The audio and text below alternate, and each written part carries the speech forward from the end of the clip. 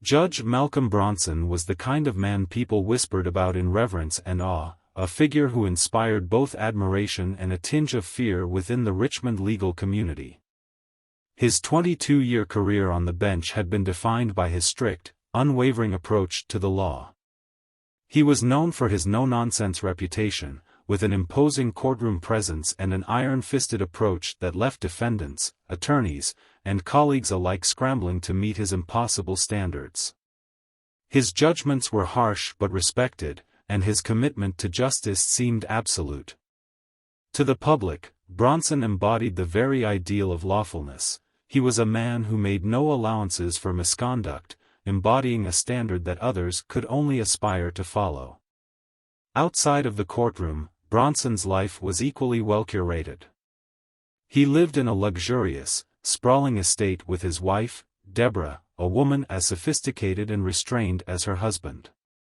Together, they maintained a lifestyle that exuded respectability and tradition, frequently attending high-profile social events, donating to charity, and hosting gatherings that included the city's elite.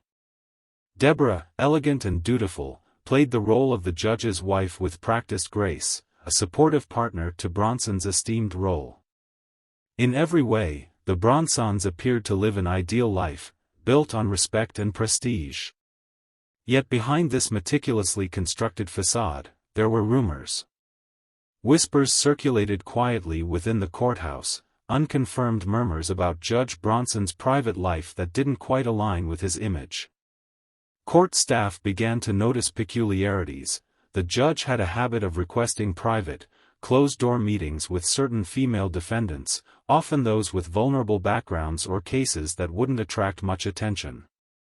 Staff couldn't recall any direct misconduct, but the meetings left a lingering discomfort among those who saw Bronson's meticulous character beginning to crack.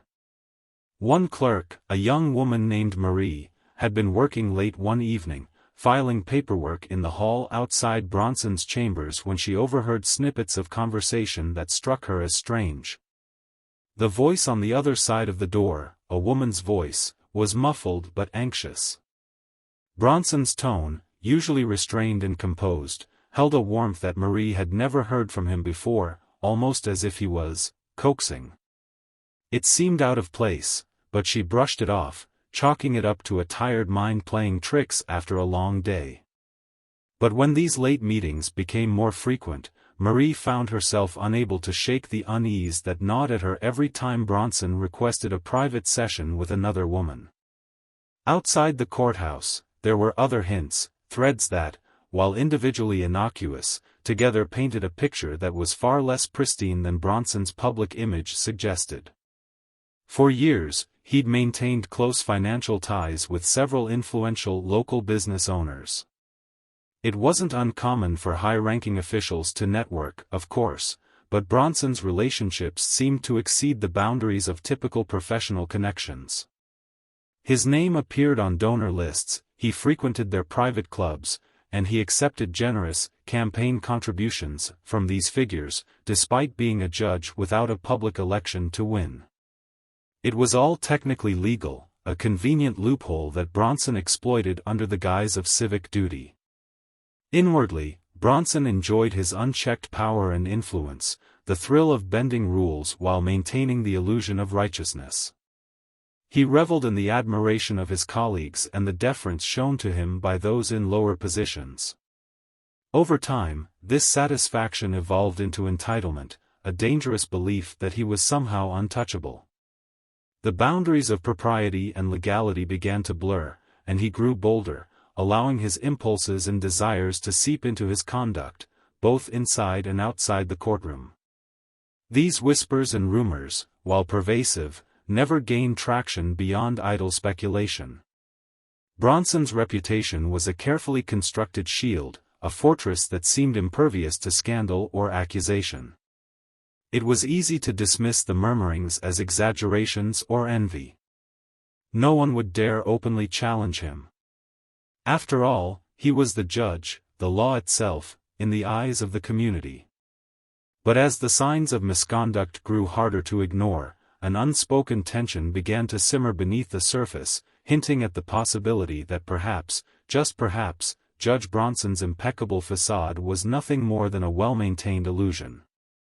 In February 2020, the courthouse saw an influx of cases involving minor offenses, traffic violations, small thefts, and minor infractions that typically passed through Bronson's court without much fuss. Among these cases was that of Zuri Wallace, a bright, spirited 18-year-old high school senior, whose only mistake was an illegal U-turn in the wrong part of town. She was nervous, almost trembling, as she stood before the judge. Her youthful energy and honesty were apparent, even as she stammered her way through an apology, promising to be more careful in the future. For most judges, the case would have been routine, something to clear from the docket with a fine and a warning. But Bronson found himself intrigued by her innocence, her vulnerability. He peered over his glasses, observing her intently, studying her nervous mannerisms, the way her hands fidgeted at her sides. He imposed a fine, more than necessary but not unreasonable, and then, much to the surprise of those in the courtroom, he requested that she stay behind for a brief discussion. As the courtroom emptied, Bronson led Zuri to his chambers, a move captured by the courthouse's surveillance cameras, though the footage wouldn't be reviewed until much later, when the full gravity of his actions would come to light. The staff, those who'd grown accustomed to his late-night meetings with female defendants, exchanged uneasy glances. Another woman, another closed-door meeting. There was nothing they could prove, nothing concrete to suggest wrongdoing, but the pattern was becoming undeniable. For Zuri, it was an intimidating experience, being alone in a room with a man who seemed to wield so much power. Bronson offered her a warm smile, the kind of comforting demeanor he reserved only for situations like this. He promised to help her, to guide her on the right path, hinting at an interest that extended beyond mere judicial duty. For Bronson, this encounter was a spark, a chance to indulge in desires he'd long repressed behind the curtain of his honorable position. But for Zuri, it was the beginning of a descent into a dark and twisted reality, one that would unravel her life and lead to a confrontation that neither could have anticipated. After that first meeting in his chambers, Judge Malcolm Bronson couldn't get Zuri Wallace out of his mind. She was young, impressionable, and completely out of her depth in his world, a stark contrast to the controlled, rigid life he had constructed for himself. He justified his attraction as mere fascination, but in truth, it was more than that.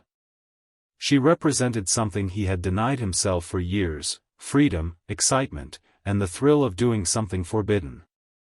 Bronson's days began to revolve around this newfound obsession, and within a week, he found a way to arrange a second meeting. It began innocently enough, or at least, that's what he told himself.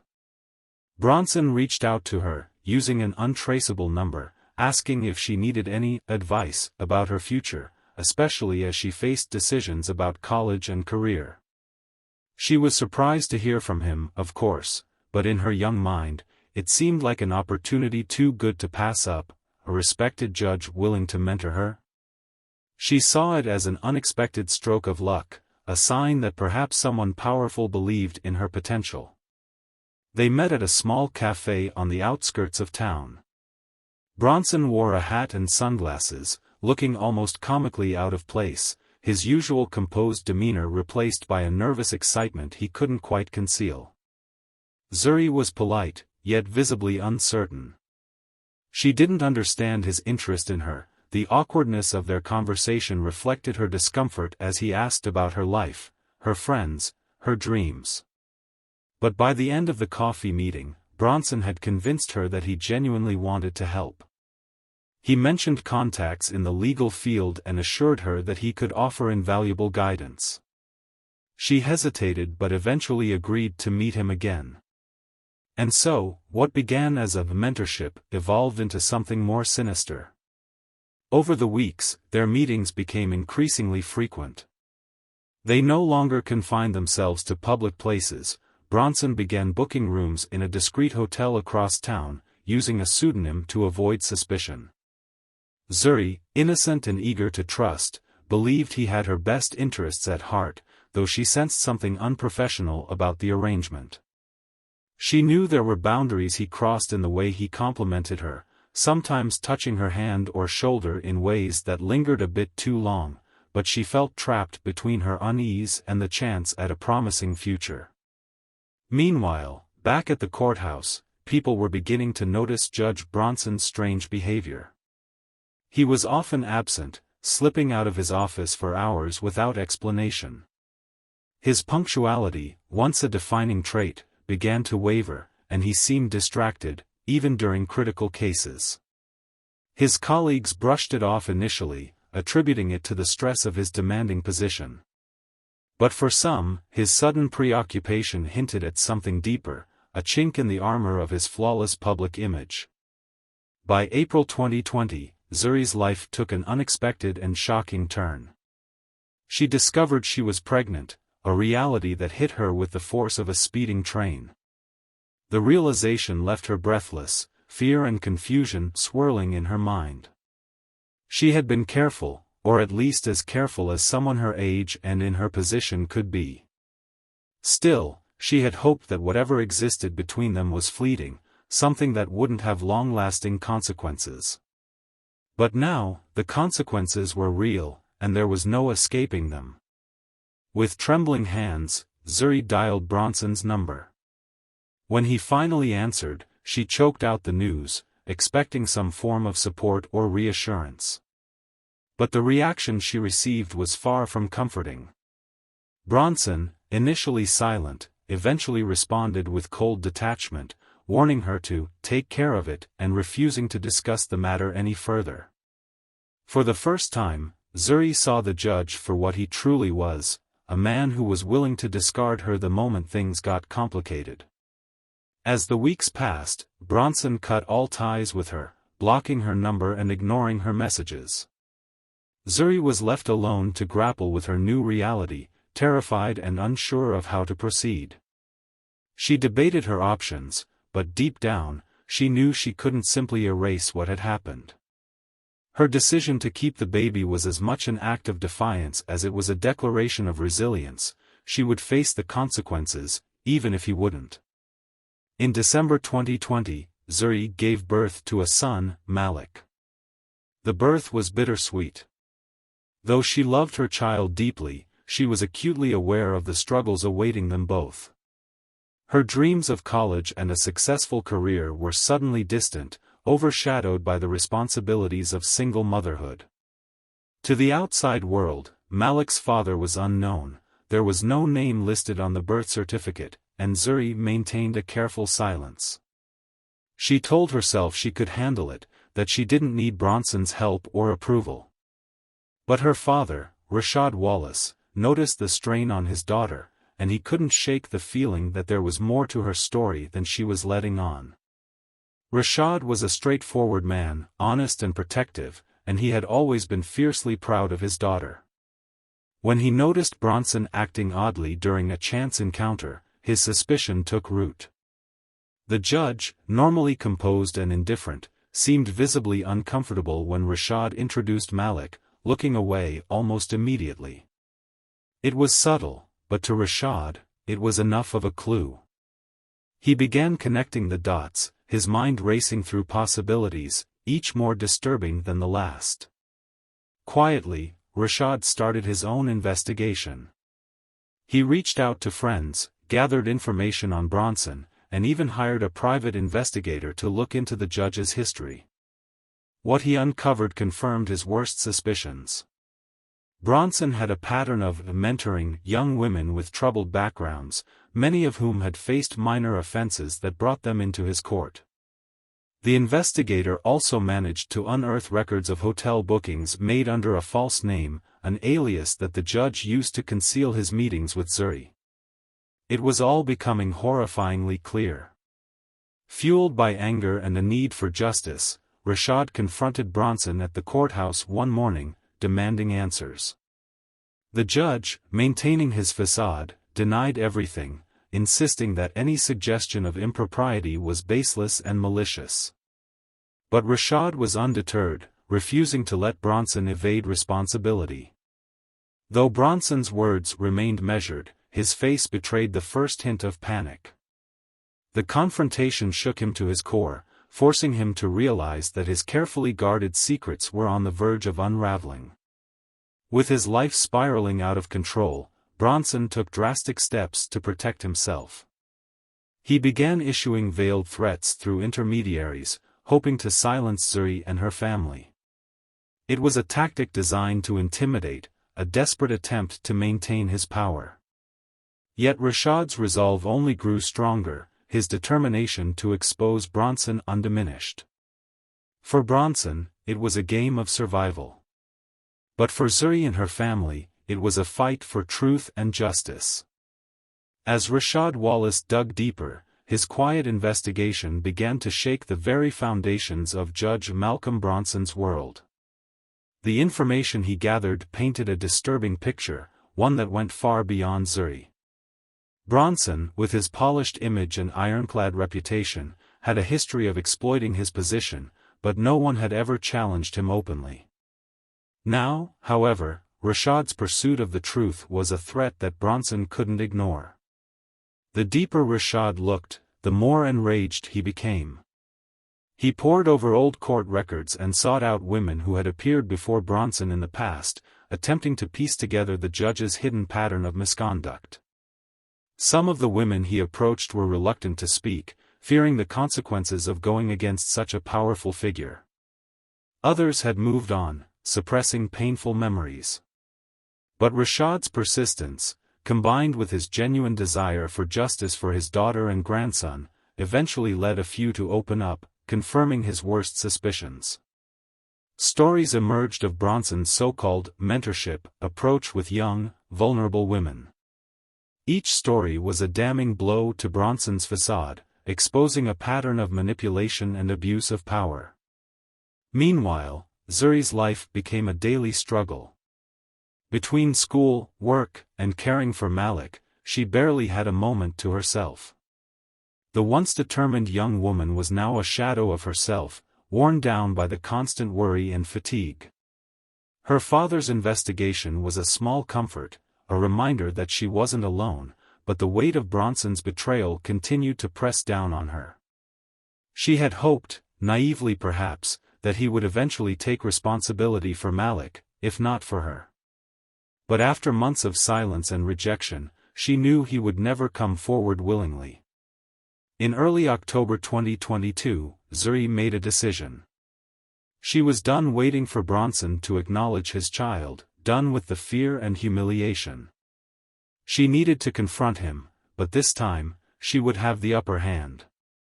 Gathering every piece of evidence she could, hotel receipts, text messages, and a few photographs from their early meetings, Zuri put together a case that would expose their affair in devastating detail. With these documents, she was prepared to face Bronson directly, but she also knew she needed to protect herself. She crafted a message to Bronson, blunt and unambiguous: unless he agreed to provide financial support for Malik, she would go public with everything she had. The message struck Bronson like a thunderbolt.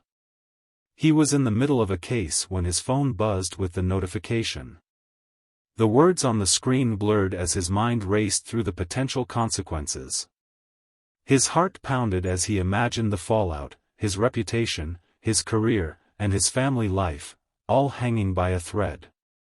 For the first time in years, Bronson felt truly powerless. In a panic, he called his own private investigator, a man named Carl Denton, someone he had employed in the past to handle sensitive matters. Denton was seasoned, unflinching, and willing to cross lines that most others would not. Bronson instructed him to keep an eye on Zuri, to monitor her movements, and, if necessary, to do whatever it took to silence her. Denton, pragmatic and cold, understood the subtext of Bronson's instructions. Over the next few days, Zuri began receiving anonymous text messages filled with vague, ominous threats, warnings about knowing her place, veiled suggestions that her life could be in danger if she continued to push. At first, Zuri tried to brush them off, but the messages became increasingly specific, referencing places she frequented and people she cared about. Fear crept back into her life, paralyzing her attempts to move forward with her plans. Despite the threats, Zuri's resolve remained firm. She refused to let Bronson control her life any longer. In a final, desperate move, she messaged Bronson, demanding a meeting. This time, she chose the location, a secluded spot just outside the city, far from any prying eyes. She was tired of being manipulated, of living in the shadows of his influence. This confrontation, she promised herself, would be the last. On December 15, 2022, Zuri and Bronson met in that isolated area, the tension between them as cold and sharp as the winter air. Zuri clutched a folder containing all the evidence she'd amassed, her hand trembling slightly, but her gaze unyielding. Bronson, on the other hand, was a wreck beneath his calm exterior. His nerves were raw, frayed by the anxiety that had haunted him since Rashad's confrontation and Zuri's blackmail. In a low, menacing tone, Zuri laid out her demands, reminding him of his responsibilities and presenting the stark choice before him: take accountability, or face the ruin of his career and reputation. But Bronson, desperate and cornered, refused to yield. He accused Zuri of trying to ruin him, of making impossible demands and threatening his family's livelihood.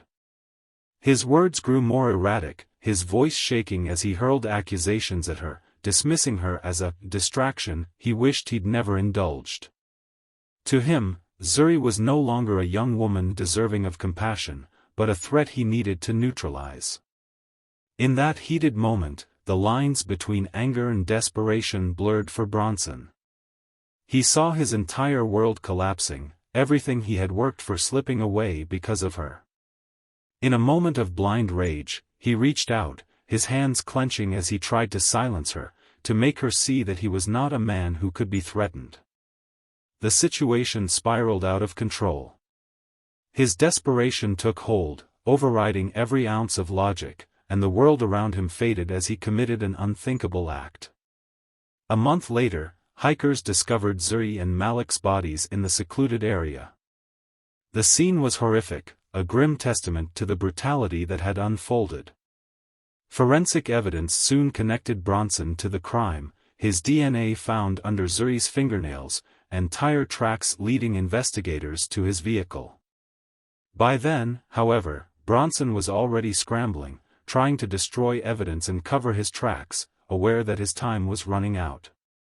In January 2023, armed with a mountain of evidence, authorities moved swiftly. A grand jury indicted Bronson on multiple charges, and within days, he was arrested. The courthouse, once the site of his unassailable power, became the very place where his life would crumble. When they led him away in handcuffs, the man who had once held the law in his hands was now powerless against it. The double murder of Zuri Wallace and her infant son Malik shook the community to its core. News of the gruesome discovery spread quickly, igniting outrage and disbelief. In a city that had long revered Judge Malcolm Bronson as a figure of justice, the revelation of his involvement in such a horrific crime was almost impossible to comprehend. For the first time, Richmond's legal community found itself under intense scrutiny, the public demanding answers about how a man like Bronson could have hidden his corruption and abuses for so long. The police investigation moved swiftly. Forensic teams meticulously combed through the scene where Zuri and Malik were found, uncovering DNA evidence that linked Bronson to the crime. Surveillance footage from the night of their disappearance showed Bronson's car leaving his home and heading toward the remote area where their bodies were later discovered. Cell phone records placed him in the vicinity at the time of the murders. Every piece of evidence, every detail pointed directly to him, dismantling his defenses one by one. In court, the case against Bronson was airtight. The prosecution presented a grim timeline, highlighting his secret affair with Zuri, his abandonment of her upon learning of her pregnancy, and the threats he used to intimidate her into silence. The damning evidence of his rage-fueled final meeting with Zuri, as captured by security footage and cell phone GPS data, painted a clear picture of a man who had allowed his desperation to override his humanity. Witnesses, including Rashad and several former court staff, testified to Bronson's strange behavior and the intimidation tactics he used to shield himself from exposure. The court heard how he had attempted to cover his tracks, destroying documents and evading questions from the authorities, all in a futile effort to preserve his crumbling facade. Throughout the trial, Zuri's family sat in the front row, enduring the harrowing details that came to light. Rashad, though devastated, held himself together, determined to see justice served for his daughter and grandson. His testimony was perhaps the most emotional moment of the trial, as he recounted the suspicion and pain that had driven him to uncover the truth, the sleepless nights spent piecing together the fragments of Bronson's hidden life. His words resonated deeply with the jury, emphasizing not only the personal loss but the profound betrayal that Bronson's actions had inflicted on the community as a whole. When Zuri's mother, Naomi, took the stand, her voice shook with grief, but her words were resolute. She looked Bronson directly in the eyes as she spoke, recounting Zuri's dreams and the life that had been cruelly stolen from her and Malik. Her testimony wasn't just an expression of sorrow, it was a condemnation, a plea for justice, and a reminder of the lives shattered by Bronson's actions. Naomi's final words were directed not only at Bronson but also at the entire judicial system, urging them to remember Zuri and Malik, to recognize the failures that had allowed a man like Bronson to operate unchecked for so long.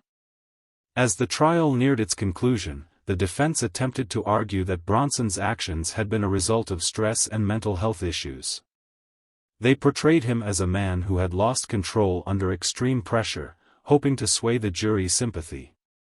But the evidence was overwhelming, and the public outrage left little room for compassion. The jury deliberated for only a few hours before returning a verdict, guilty on all counts. To avoid a potential death sentence, Bronson eventually accepted a plea deal, agreeing to life in prison without the possibility of parole. It was a small concession, an end to a case that had brought unbearable pain to Zuri's family and rocked the foundation of the city's legal system. But for those who had suffered the most, the sentence offered little solace. Justice, while served, could never bring back what they had lost. In the weeks following the trial, public reaction was intense. Bronson's fall from grace became a symbol of systemic failure, a cautionary tale about unchecked power and corruption. The community demanded accountability, calling for stricter oversight and more transparent procedures within the judicial system. Protests erupted outside the courthouse, with people holding signs bearing Zuri and Malik's names, a reminder of the real lives impacted by Bronson's actions. The city council held emergency meetings, discussing reforms and proposing measures aimed at preventing similar abuses in the future. Zuri's mother, Naomi, became an outspoken advocate for justice reform, using her family's tragedy as a platform to push for change. She worked tirelessly, meeting with city officials and community leaders to ensure that her daughter's story would not be forgotten. With the support of the community, she established a foundation in Zuri and Malik's names, dedicated to supporting young women facing similar circumstances and to holding those in power accountable. For Judge Malcolm Bronson, prison life was a harsh reckoning. The power and privilege he had once wielded with impunity were stripped away, leaving only a hollow shell of the man he once was. The respect and deference he had grown accustomed to were replaced by scorn and ridicule. To his fellow inmates, he was simply another criminal, a disgraced man who had fallen from a pedestal of his own making. Alone in his cell, he was haunted by the echoes of his past, the voices of those he had wronged, and the emptiness of a life defined by lies and betrayal. In the final scenes of the trial, as the courtroom cleared, Naomi stood one last time, addressing the room filled with reporters and spectators. Her words resonated, a call to action that echoed through the quiet halls of justice. My daughter believed in a world where justice meant something. She believed that those in power were there to protect, to help, not to harm. And in memory of her, we will make sure that this world becomes that place. We will not be silent. We will remember her, and we will remember Malik. And together, we will ensure that justice is more than a word. It is a promise. Naomi's words marked the beginning of a movement, a collective resolve to ensure that Zuri and Malik's legacy would live on, a symbol of the need for accountability, transparency, and humanity in a system meant to serve the people. And as the courthouse doors closed, there was a sense that perhaps, despite the horror of their loss, Zuri and Malik's story would leave an indelible mark on the path toward a fairer, more just society.